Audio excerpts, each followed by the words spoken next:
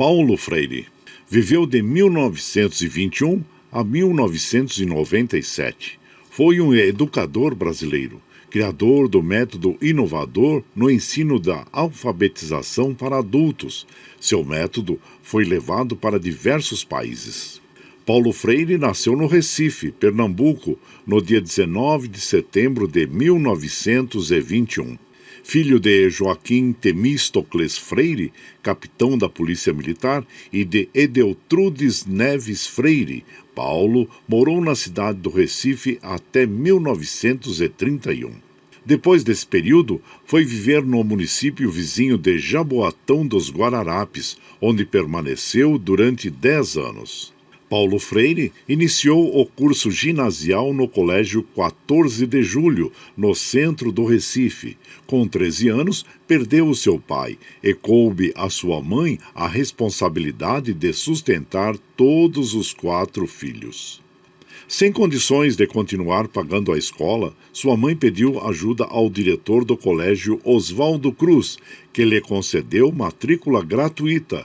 O transformou em auxiliar de disciplina e, posteriormente, em professor de língua portuguesa. Em 1943, Paulo Freire ingressou na Faculdade de Direito do Recife. Depois de formado, Paulo Freire continuou atuando como professor de português no Colégio Oswaldo Cruz e de Filosofia da Educação na Escola de Belas Artes da Universidade Federal de Pernambuco. Em 1947, foi nomeado diretor do setor de Educação e Cultura do Serviço Social da Indústria. Em 1955, junto com outros educadores, fundou, no Recife, o Instituto Capibaribe, uma escola inovadora que atraiu muitos intelectuais da época e que continua em atividade até os dias de hoje. O livro Pedagogia do Oprimido, lançado por Paulo Freire em 1968, é das mais importantes obras de educação do mundo e foi construído a partir da sua experiência como educador vivida durante os anos passados no Chile. A obra Pedagogia da Autonomia, Saberes Necessários à Prática Educativa, foi a última obra publicada em vida pelo educador. Ao longo do livro, o pedagogo resume as questões que o motivaram ao longo da vida e discute aspectos chaves da educação, como, por exemplo, o fato de que ensinar não é apenas transferir conhecimento. Como é o método de alfabetização Paulo Freire? Preocupado com o grande número de adultos analfabetos na área rural dos estados nordestinos, que formavam, consequentemente, um grande número de excluídos, Paulo Freire desenvolveu um método de alfabetização. Sua proposta de ensino estava baseada no vocabulário do cotidiano e da realidade dos alunos. As palavras eram discutidas e colocadas no contexto social do indivíduo.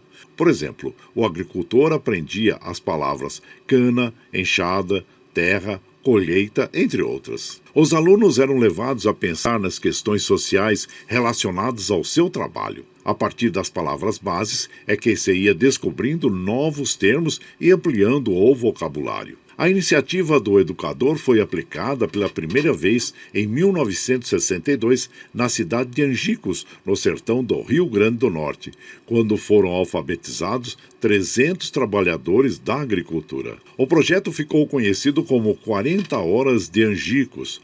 Os fazendeiros da região chamavam o processo educativo de praga comunista. Com o golpe militar de 1964, Paulo Freire foi acusado de agitador e levado para a prisão, onde passou 70 dias. Em seguida, após ser libertado, se exilou no Chile. Durante 5 anos, desenvolveu trabalhos em programas de educação de adultos no Instituto Chileno para a Reforma Agrária. Em 1969, Paulo Freire lecionou na Universidade Harvard. Durante 10 anos, foi consultor especial do Departamento de Educação do Conselho Municipal das Igrejas, em Genebra, na Suíça. O educador viajou por vários países dando consultoria educacional. Em 1980, com a anistia, Paulo Freire retornou ao Brasil, estabelecendo-se em São Paulo. Foi professor da Unicamp e da PUC e atuou como secretário de Educação da Prefeitura de São Paulo, na gestão de Luísa Erundina. Por seu trabalho na área educacional,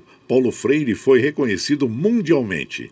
Ele é o brasileiro com mais títulos de doutor honoris causas de diversas universidades. Ao todo, são 41 instituições, entre elas Harvard, Cambridge e Oxford. Algumas frases de Paulo Freire que marcaram. A educação, qualquer que seja ela, é sempre uma teoria do conhecimento posta em prática.